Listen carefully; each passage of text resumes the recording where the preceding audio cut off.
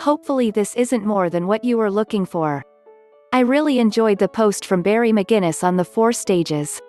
There are many ways to look at spiritual progress, and that is one way, outlining some clear parameters based on our perceived self-identity.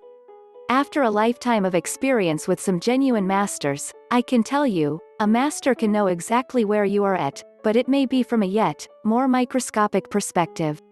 Babuji had explained that the spiritual journey is actually called yatra, or journey of the soul. Little information is out there as it is not readily available in books. What was previously written about the chakras has been greatly expanded on by Babuji's further discoveries in this field. There are many spiritual centers within us, more than what we have known.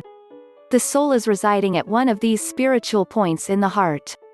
It is stuck there, so to speak, due to all our solidified impressions, called samskaras.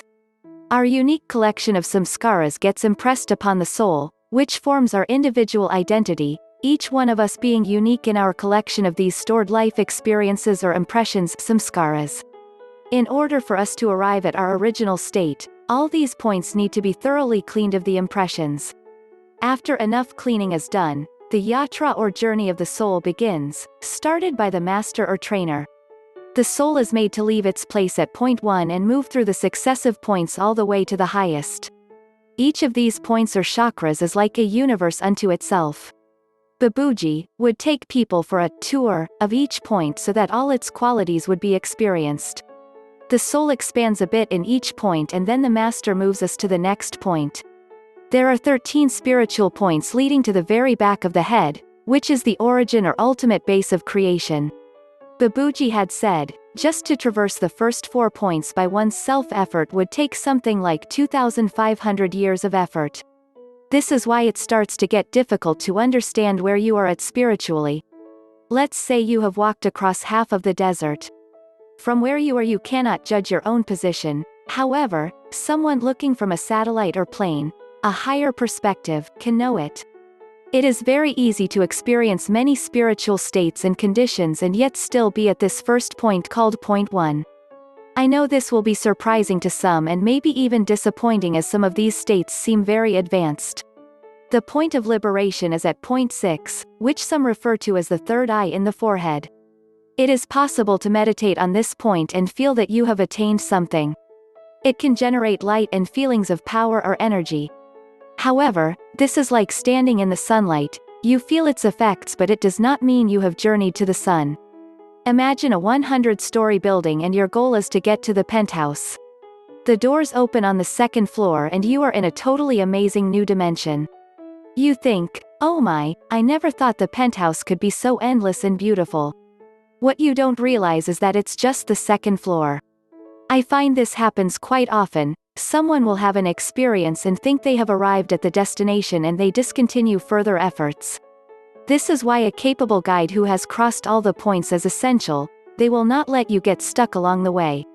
They will take you to the penthouse suite before you know what happened. So, to answer your question, from what I have learned thus far, and unlearned, it is very hard for us to assess where we are at on your own. Each point is interconnected, the lower ones are connected to some of the higher ones. I will share my own experience. Back in 1985, I reached a point in my journey where I felt I could easily clean the samskaras impressions from each point.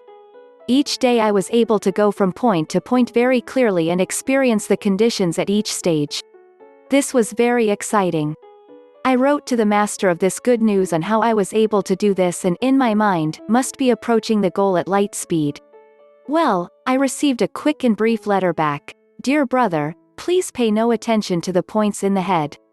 It is only a reflection.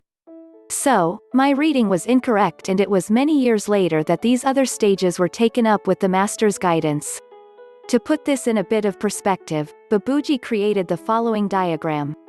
What he calls the center is the ultimate stage. These circles are all stages of consciousness. You can think of it like traveling through different environments or atmospheres. We are currently on the outer ring.